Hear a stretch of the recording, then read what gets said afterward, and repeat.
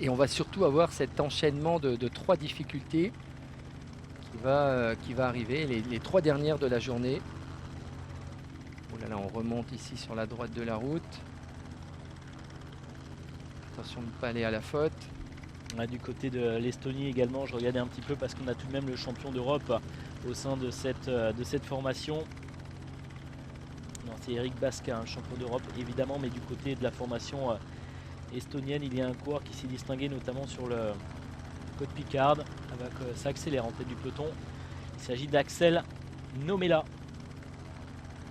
Oui, bah là c'est clairement impossible de sortir de ce peloton. Je pense que ça va être complètement impossible. Ah si, c'est en train de sortir d'ailleurs. C'est en train. Hein.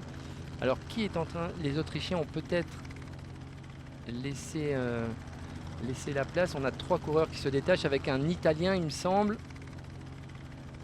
Pas de coureur français ici dans ce trio de tête. Un Polonais, un Allemand et un Italien, il me semble. Hein. L'image n'est pas très nette. Ouais, regardez, c'est Martinelli qui est là encore une fois, qui est sorti. Davide Martinelli. Et là, c'est tactique. Hein. C'est tactique parce qu'à moins de 7 km, est-ce qu'il faut rouler? Martinelli, à son habitude, lui, temporise. Il laisse passer les concurrents. Un coureur allemand qui est présent également.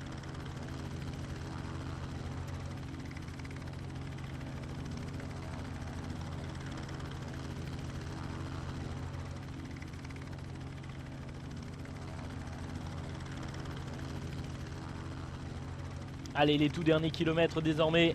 L'organisation n'est pas parfaite, hein, vous voyez. Non, je non. pense que c'est vraiment Martinelli qui sème un peu la zizanie. Hein. Vous voyez, il n'est pas vraiment décidé à collaborer. Donc on s'observe et regardez, hein, le peloton en file indienne est en train de revenir. Attention à ce petit passage délicat. Rail de chemin de fer qui traverse, c'est le seul endroit du circuit où on a ces rails. On a encore une bonne centaine de coureurs dans ce peloton qui est juste sur les talons de l'échappée. Ça va être difficile de sortir, ils sont en point de mire bien évidemment. Pour vraiment sortir, il faudrait que les 3 coureurs se donnent à 100% et j'en ai pas l'impression. Hein. J'ai vraiment l'impression qu'on en garde un peu sous la pédale. C'est légitime. Il y a un titre de champion du monde au bout.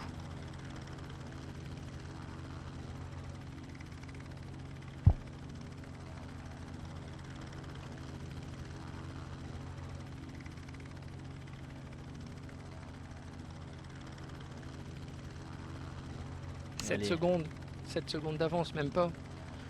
Ah, les conditions météo qu'il a elles se détériorent. Se dégradent, ouais. Bon, ça va, on a échappé au pire, mais c'est vrai que parfois il suffit que 5 km de pluie pour que la course prenne une tournure complètement différente.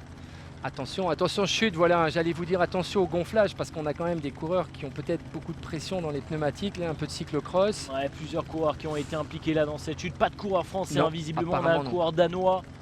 On a un coureur espagnol là qui repart sur la droite de la route, un norvégien également au bas de l'écran. Lettonie. On revoit, c'est une petite glissade, tout simplement en 3e position. Hein, c'est tombé vraiment devant, au freinage probablement. C'est Markus Højgaard pour la Norvège qui a été victime de cette chute. Alors ce n'est pas le meilleur sprinter de la formation norvégienne. Le coureur le plus rapide, c'est son frère. Il s'agit de Daniel Højgaard. Attention, hein, ça sort en contre à l'arrière. On va retrouver peut-être 4 coureurs à l'avant. 4 km de l'arrivée. Avec un coureur allemand, on a Davide Martinelli, regardez qui est là, qui place encore une fois un démarrage qui va peut-être partir tout seul. C'est fini là sur l'arrière de la course. Ouais, c'est terminé. Eh bien, décidément, il a quand même du tempérament, hein, ce Martinelli, parce qu'il était à l'avant de la course. Et il est costaud surtout, hein, regardez, il est capable de poursuivre. Alors attention, il va arriver dans la petite côte en pavé, la première. Ouais, on aperçoit Turgis qui est aux avant-postes du peloton. Il est en attente, bien, ce sont les Belges qui sont, Van Hooijdonk il me semble, hein, qui est en train de faire l'effort pour la formation de Belgique. Et voilà, c'est parti pour la côte en pavé, attention que ce soit pas trop glissant. Ouais, ça glisse, hein, on l'aperçoit de la roue arrière. Ouais, on a chassé. Et la chute. Van Hooijdonk qui tombe. La chute notamment pour le Belge. C'est passé. Ça passe juste. Imaginez s'il pleut. C'est une catastrophe. Dimanche pour la course élite. Ah, il a une belle adhérence, le coureur français. Hein.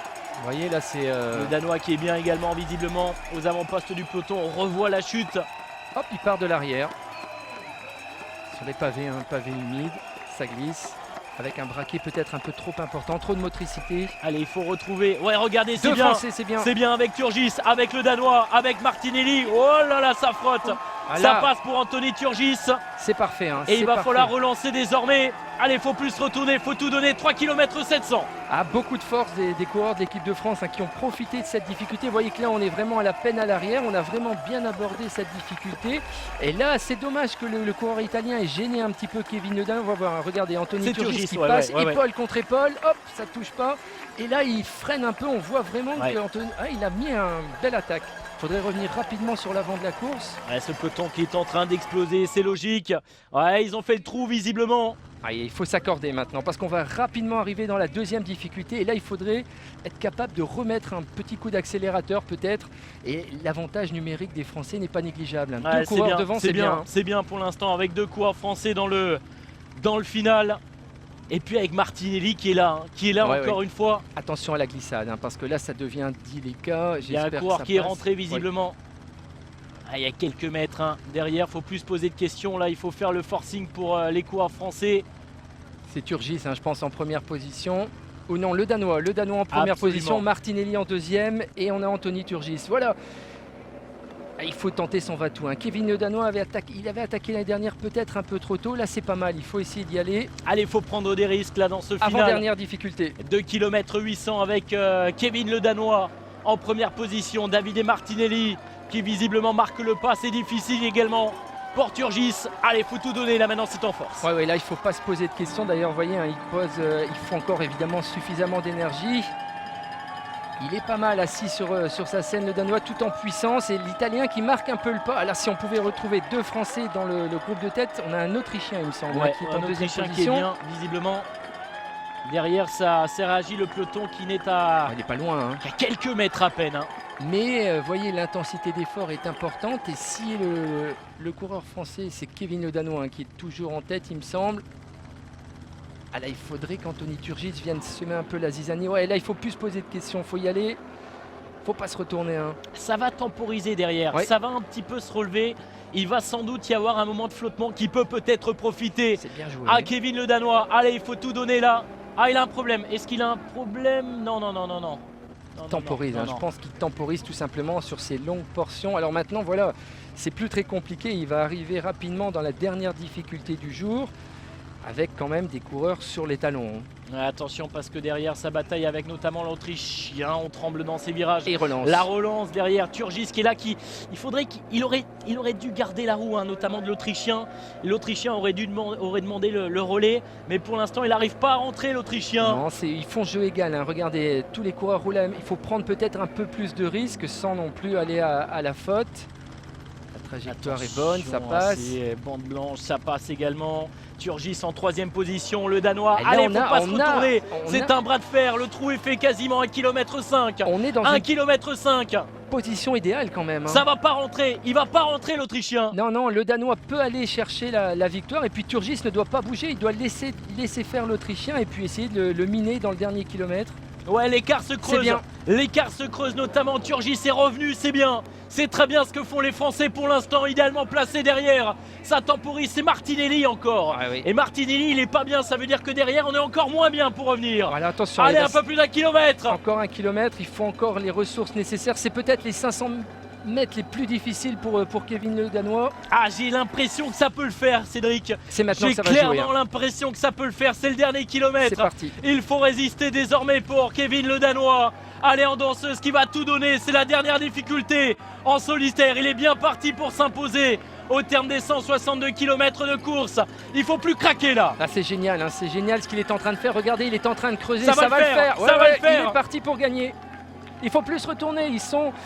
Allez, peut-être un 3e champion du monde espoir. Après Arnaud Démarre, il y a eu auparavant également Romain Sicard. Derrière, ça roule avec notamment les Danois, me semble-t-il. Ça relance, faut pas craquer. Non, il faut arriver dans le dernier virage. Arrive au sommet, il arrive au sommet désormais. Kevin Le Danois, quelques mètres d'avance pour s'imposer. Il se retourne, la dernière ligne droite. Il va résister, oui, il aperçoit désormais la ligne d'arrivée. Il relance les mains en bas du guidon. Il va s'imposer très certainement. Attention parce que derrière, ils sont là avec Turgis qui est bien placé également. avec Consoni pour l'Italie. Il faut plus retourner, 3h54 minutes de course. Kevin le Danois qui va s'imposer. Quelques mètres encore, un peu plus de 200 mètres à couvrir pour lui. Et c'est super ce que fait Turgis, regardez, parce qu'il fait le jeu d'équipe. Il va empêcher la Squadra Azzurra et les Italiens de revenir. Il tire la langue, c'est très difficile. Allez, il faut résister, 150 mètres encore, il se retourne, il relance. Et forcément les toxines sont là, ça brûle dans les cuisses. Mais c'est un titre de champion du monde qui va peut-être s'offrir. Le sprint est lancé avec Turgis qui est là, peut-être un podium. Attention, quelques mètres, faut plus retourner. Quelques mètres, le Danois va-t-il résister? Oui, il résiste, champion du monde. Il lève les bras, deuxième position pour Consoni, troisième position pour Anthony Turgis. Deux Français sur le podium. Cédric, ça s'est joué à quelques mètres, mais la victoire est là, le titre de champion est là, il est pour Kevin le Danois. Quelle finale, chapeau aux coureurs français qui ont manœuvré vraiment comme de vrais chefs. On les a vus prendre la direction des opérations dans la difficulté majeure. Et puis après, je pense que Kevin le Danois a réalisé un exploit fantastique en résistant au retour. Regardez, hein, on est content pour l'équipe de France parce que c'est une victoire d'équipe. C'est aussi Anthony Turgis qui freine les Italiens derrière. Absolument. Deux Français sur le podium, chapeau. Superbe finale de la part des Français. Et puis il fallait être costaud pour résister dans ce final. Il fallait déjà être costaud pour sortir et nous l'avons vu, les deux Français, c'est-à-dire Anthony Turgis et Kevin le Danois qui remportent ici un titre magnifique, ont mis vraiment tous les autres concurrents en difficulté et puis ils ont fait la course parfaite, ils n'ont pas fait d'erreur aujourd'hui, ils ont attendu le dernier tour pour mettre le nez à la fenêtre et regardez cette belle victoire, cette nouvelle médaille d'or et surtout ce beau travail aussi d'Anthony Turgis qui a canassé derrière. Ouais, parce que Consoni était là, il revient fort dans les derniers mètres. Pas grand chose, hein, mais c'est bon, c'est fait. La victoire, le titre de champion du monde pour Kevin le Danois, le coureur de la formation Bretagne Séché Environnement. Ça se joue à quelques mètres et regardez Consoni qui vient mourir quasiment à hauteur de pédalier de Kevin le Danois. La victoire, le titre de champion du monde. Eh bien dis donc, quelle émotion, quelle émotion, chapeau. Hein. Et je pense que quand on a vu les coureurs français, à savoir Anthony Turgis, attaquer dans cette difficulté à un pavé, on a compris qu'ils avaient le potentiel physique. Après, il fallait bien négocier dans le final. Mais l'exploit réalisé par Kevin le Danois sur ces 5 derniers kilomètres était exceptionnel. Hein. Il a vraiment connu peut-être les 5 derniers kilomètres les plus difficiles de sa carrière. Mais il y a une médaille d'or et surtout, il y a un maillot de champion du monde. Il y a la Marseillaise qui va retentir. Et puis surtout, on va associer, Cédric, c'est important, associer toute l'équipe de France, le travail de Franck Bonamour, le travail de Marc Fournier, il a beaucoup travaillé, Fabien Grelier également, Hugo Hofstetter dans le final qui était à la limite mais qui a retrouvé les ressources pour remonter également Turgis avant les dernières difficultés. Et puis bien sûr Kevin le Danois, superbe champion du monde avec Anthony Turgis, troisième médaille pour l'équipe de France puisqu'il y a eu la médaille de bronze de Jérôme Coppel et puis les 2 médailles pour les espoirs avec le titre. C'est superbe. Regardez s'il n'est pas beau ce classement. Ouais, superbe. Numéro 1, Kevin le Danois. Numéro 3, Anthony Turgis. Et vous l'avez fort justement dit, un chapeau à l'ensemble de l'équipe de France. Bravo à l'entraîneur Pierre-Yves Châtelon qui a réussi à créer un groupe, qui a réussi à créer une dynamique, qui a surtout proposé une stratégie qui a fonctionné. Aujourd'hui, on a vraiment vu les Français à un moment donné prendre leurs responsabilités, ne pas faire les malins dans la première partie de course. Et puis surtout, ils ont manœuvré comme de vrais chefs dans le final. Alors il fallait les jambes pour le faire, mais il fallait aussi être capable de canaliser cette énergie sur 5 km. Chapeau à Kevin le Danois et bravo à l'ensemble de l'équipe de France. Restez avec nous, bien évidemment, parce que nous allons suivre ensemble le podium avec la Marseillaise Fabien Grelier qui termine 33e et qui a travaillé évidemment pour l'équipe de France. La place est anecdotique puisqu'il y a un titre de champion du monde. C'est la première fois, le premier titre, notamment pour l'équipe de France sur ce mondial à Richmond. Oui, aucun coureur français n'a failli à ses responsabilités. C'est vraiment une victoire d'équipe aujourd'hui et on voit la satisfaction de tout le clan français ici sur ces championnats du monde de Richmond. Bon, vraiment, le dispositif a parfaitement fonctionné. Voilà, on suit, c'est du direct. Raphaël Jeune, ici un ancien coureur cycliste professionnel, vous voyez ici, qui est responsable technique des cycles Look, qui accompagne aussi l'équipe française. Voilà, l'équipe française a réalisé un parcours magnifique. On le savait, il faisait partie des favoris. On avait de réelles chances de médailles aujourd'hui. Alors on rêvait alors, bien sûr, on n'osait même pas imaginer deux coureurs français sur le podium. Ce qu'ils ont fait aujourd'hui, c'est une belle leçon ils ont donné à toute l'équipe de France et ça va donner le moral pour dimanche. Clairement, avec, on l'a dit, cette médaille de bronze, celle de Jérôme Coppel qui a lancé cette équipe de France, et ça se confirme désormais avec le titre notamment de Kevin le Danois. Elle est belle cette image, hein. On le voit, un Kevin le Danois qui a du mal, ça bouge un peu, et puis on sent toute la déception du coureur italien qui voit la médaille d'or passer sous le nez. Voilà, regardez, il est tombé face à un bloc français parfait aujourd'hui. Chapeau à l'équipe de France. Ils ont couru juste, ils ne se sont pas précipités, ils ont attendu le dernier tour. Et c'est parfois difficile, faut avoir des nerfs.